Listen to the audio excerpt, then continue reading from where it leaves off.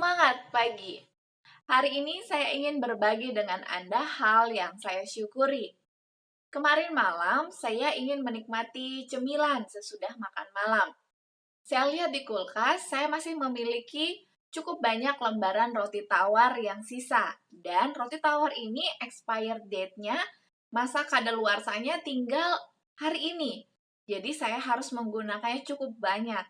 Karena itu saya terpikir untuk membuat roti bakar di rumah, ala rumahan. Lalu saya pun mulai menyiapkan bahan-bahannya.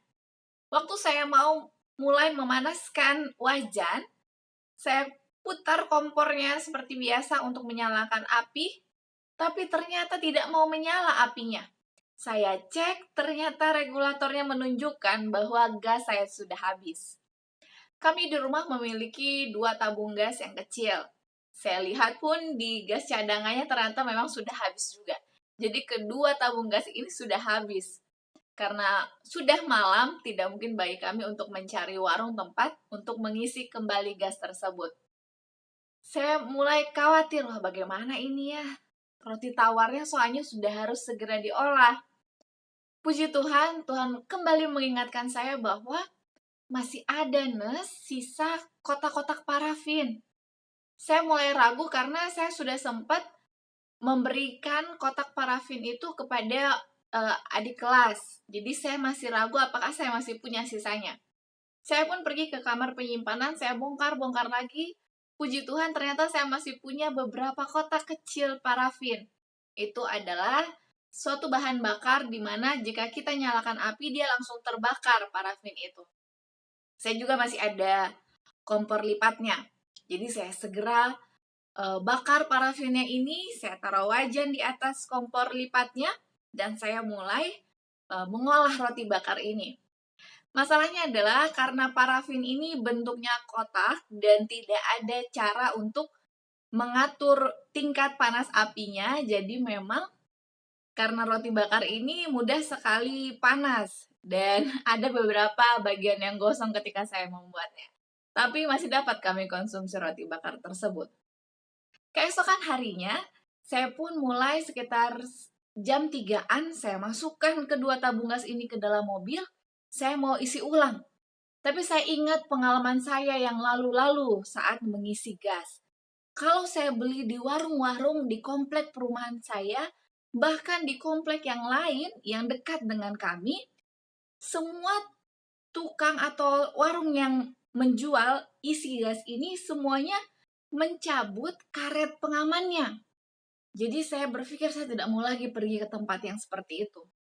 Saya temukan dari internet bahwa informasi lebih baik mengisi gas itu di pom bensin. Saya pun mulai pergi ke pom bensin dekat dengan perumahan kami. Puji Tuhan, saat saya tiba, pas sekali truk refill dari Pertamina itu sementara menurunkan tabung-tabung gas untuk persediaan di pom bensin itu. Wah, saya sangat bersuka cita karena saya datang di waktu yang tepat. Saya pun segera pergi ke loket pembayaran dan membeli untuk mengisi 2 tabung gas saya. Saya sangat bersyukur karena ternyata harga refill di pom bensin itu justru jauh lebih murah, sekitar 7.000 daripada eceran yang saya beli di warung-warung yang pernah saya datangi. Inilah pengalaman yang sangat saya syukuri. Mulai saat ini, saya akan selalu mengisi gas ini di pom bensin karena selain lebih aman, saya lihat pun setelah saya berusaha untuk memasang kembali dengan kompor, ternyata tabung yang dijual di pom bensin itu aman dan juga lengkap dengan karet pengamannya. Tidak seperti yang saya beli di warung-warung yang lain, di mana saya harus membeli karet pengaman secara terpisah. Inilah hal yang saya syukuri. Saya rindu Anda pun dapat memiliki hal yang Anda syukuri. Mulailah dari hal-hal yang sederhana, yaitu hal-hal yang kecil. Baik, mari kita lanjutkan bacaan renungan pagi kita hari ini di tanggal 11 Juni dengan judul Bekerja menghasilkan kesehatan dan kebahagiaan. Ayat intinya tertulis di dalam Ulangan 16 ayat yang ke-15. Tuhan Allahmu akan memberkati engkau dalam segala hasil tanahmu dan segala usahamu, sehingga engkau dapat bersukaria dengan sungguh-sungguh. Penjelasannya, satu pelaksanaan yang setia dalam tugas-tugas rumah tangga sambil mengisi kedudukan yang engkau dapat tempati untuk menjadi keuntungan yang terbesar. Sekalipun hal itu sangat sederhana dan hina, sungguh amat mengagumkan. Pengaruh ilahi ini diperlukan. Di dalam hal ini terdapat damai dan kesukaan yang suci. Ini memiliki kuasa yang dapat menyembuhkan.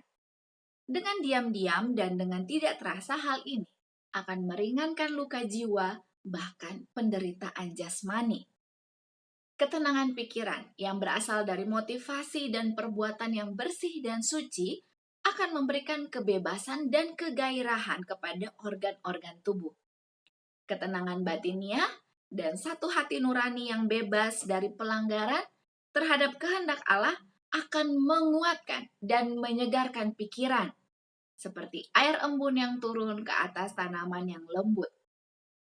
Dengan demikian, kemauan diarahkan dengan benar dan dikendalikan dan menjadi lebih pasti dan bebas dari segala sesuatu yang merusak.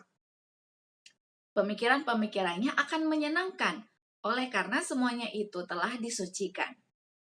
Ketenangan pikiran yang engkau miliki akan menjadi berkat kepada semua orang sepergaulan. Damai dan ketenangan ini pada waktunya akan menjadi sesuatu yang biasa dan akan memantulkan terangnya yang indah itu kepada semua orang yang ada di sekelilingmu untuk kemudian dipantulkan lagi kepadamu. Lebih engkau menikmati damai surga dan ketenangan pikiran seperti ini, maka akan lebih bertambah lagi hal itu.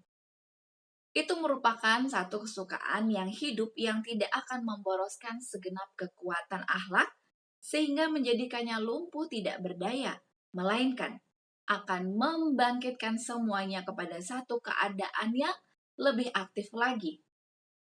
Damai yang sempurna adalah satu sifat surga yang dimiliki oleh malaikat-malaikat. Anak-anak dan orang muda tidak pernah akan merasakan ketenangan dan kepuasan sebelum mereka ikut meringankan tangan ibu yang letih dan hati serta pikiran ibu yang lelah dengan cara melakukan dengan setia tugas-tugas rumah tangga.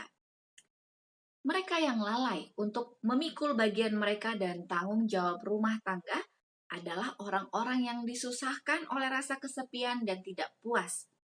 Oleh karena mereka tidak mempelajari kebenaran bahwa mereka yang berbahagia itu merasa berbahagia oleh karena mereka mengambil bagian dalam pekerjaan yang tetap.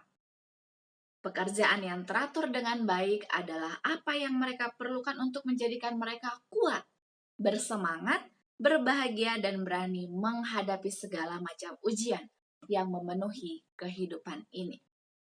Aplikasinya bagi kita hari ini, mari kita setia untuk melakukan pekerjaan-pekerjaan mulai dari hal-hal yang sederhana, dimulai dari pekerjaan di dalam lingkungan rumah tangga.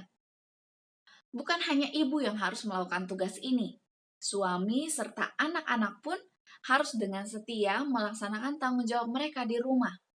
Karena dengan begitu, rumah akan terasa lebih rapi, pikiran akan menjadi lebih tenang. Pernah saya di rumah ketika terlalu sibuk acara di luar, rumah ini agak berantakan. Tapi ketika saya membersihkannya, menaruh barang pada tempatnya, dan mulai rapi tersusun, saya mulai mendapatkan ketenangan secara pikiran. Dan saya pun lebih mendapatkan ide-ide untuk melakukan berbagai macam hal. Bahkan lebih mudah bagi saya untuk mendengarkan bisikan Roh Kudus. Mari kita coba untuk melakukannya hari ini agar kita mendapatkan keuntungannya, yaitu kesehatan dan juga kebahagiaan. Slogan kita, awali hari ini dengan renungan pagi. Dan menjadi pokok doa bagi kita adalah, mari kita senantiasa meminta rahmat dan kuasa Tuhan.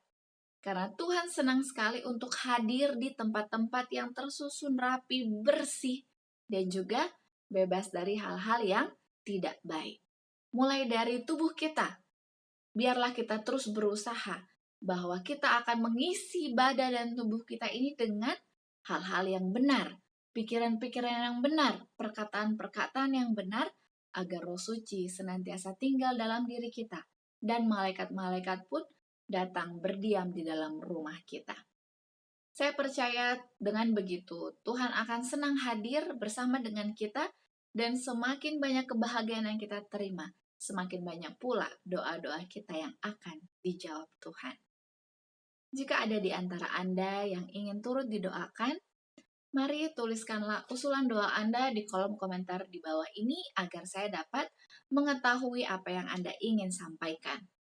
Anda pun dapat berbagi dengan kita semua hal-hal yang Anda syukuri beserta kesaksian hidup Anda, dan saya percaya itu akan menjadi berkat bagi sesama kita. Terima kasih banyak. Mari esok hari kita lanjutkan pembacaan renungan pagi kita. Sampai jumpa, tetap jagalah kesehatan kita semua. Dan saya berdoa kiranya kita senantiasa merasakan berkat sukacita dari Tuhan. Amin.